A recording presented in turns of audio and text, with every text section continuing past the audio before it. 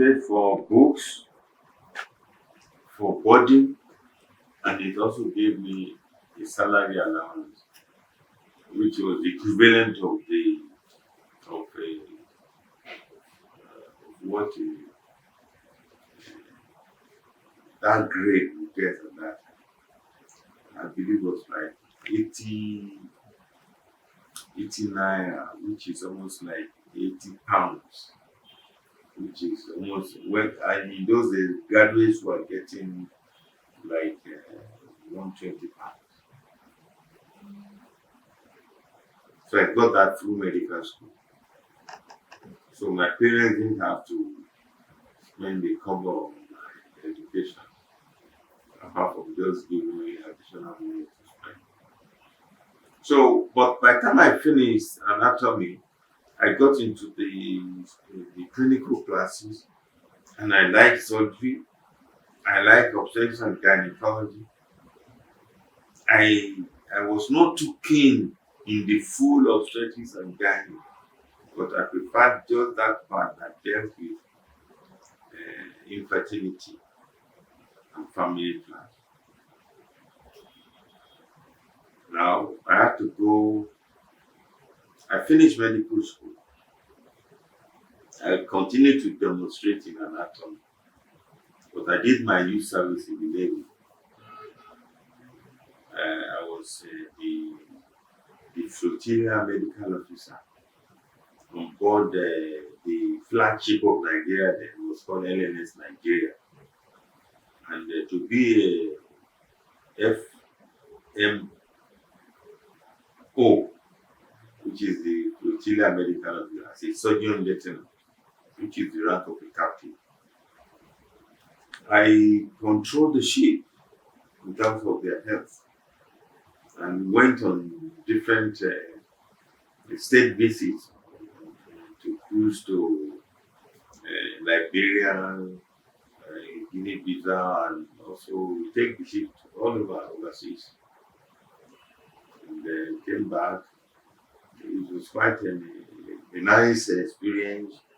You're on the deck, they give you pepper soup and you take champagne and all that. So that was the life. Then I wanted to stay in the Navy, but I realized that I couldn't stay in the Navy because I could not become the chief of naval staff. Because if I had to be a chief of naval staff, I had to go to the Nigerian Defense Academy, in which case I'll be losing the rank, because my classmates who finished school start in 1966 who went to Defense Academy straight away are now like lieutenant commanders. At that time they were still lieutenant commanders, and I'm a lieutenant. So they become like major. They were actually major. Yes.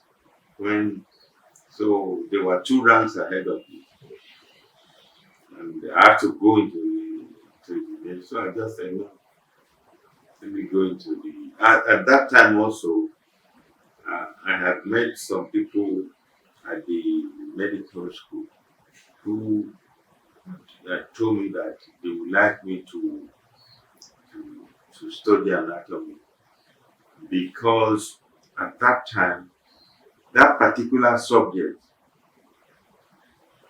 it was being taught by foreigners, British people, and people from India and from Pakistan. And they were telling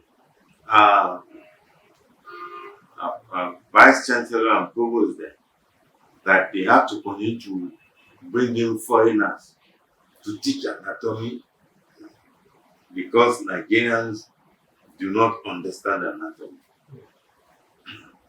So I think that was a major setback for them, and they didn't like it. It was costing them a lot of money to be able to get people to teach anatomy, and they paid them, expatriate allowance and all that travel. So the provost then said that he will be very happy if I can do another study anatomy. So I went and I got a scholarship. However, I had it in my mind that when I finish studying anatomy, I will also go into obstetrics and gynecology or in some other area. It was not going to be anatomy alone, simply because I had seen in the textbooks that earlier authors of those textbooks, they were professors of in multiple disciplines. They had more than one discipline they were professors. So you see somebody who is professor of anatomy and surgery, professor of anatomy, biochemistry, and obstetrics. Those were the way they were in those days. So I thought that maybe that is the line I would do. As luck would have it, when the professor that came from the US as an external examiner saw the way I was performing in the examination for medical students, he knew I was very, he developed interest in me. So he said I should come. He gave me an admission to study in the university, and the college gave me study.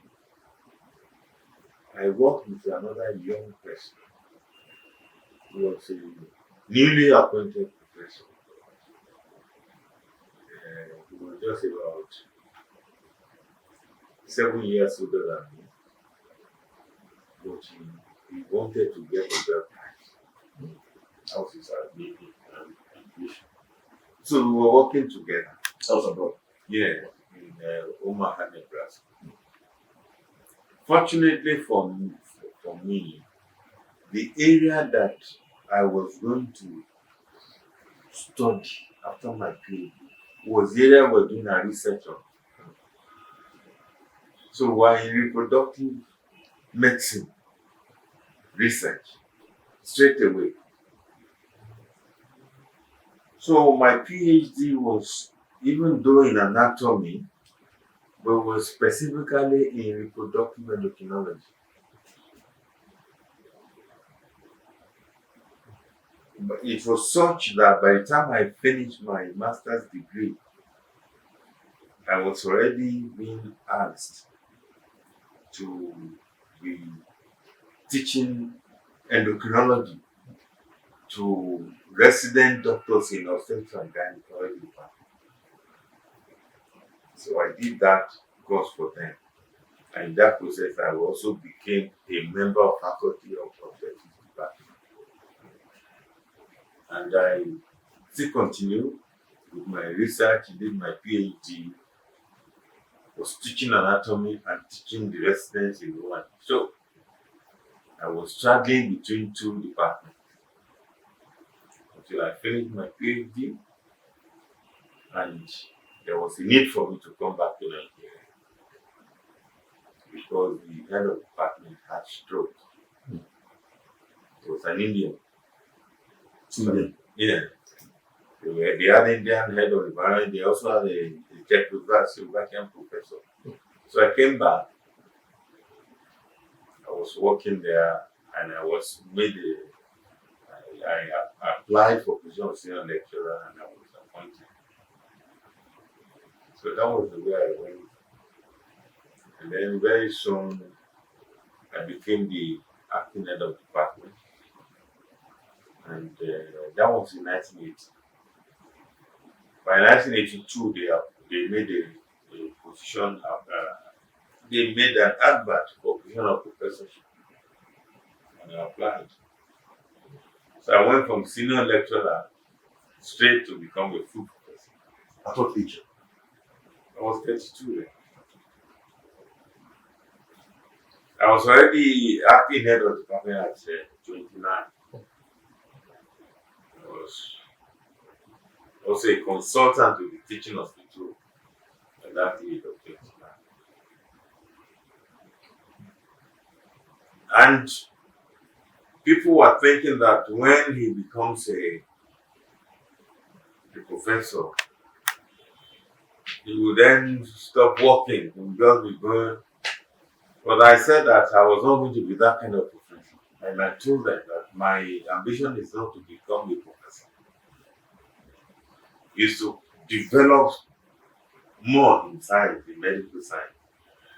So as I began to train people through research, and I was able to make a lot of contribution into science and to developing people. Because I always tell my people around me then that a professor is not known by what he professes alone, but what he professes and by how many professors he himself was able to make to assist to come up. So by the time so now I have so many professors that could train me to be from that route. Like how many, sir? We're talking about maybe 20.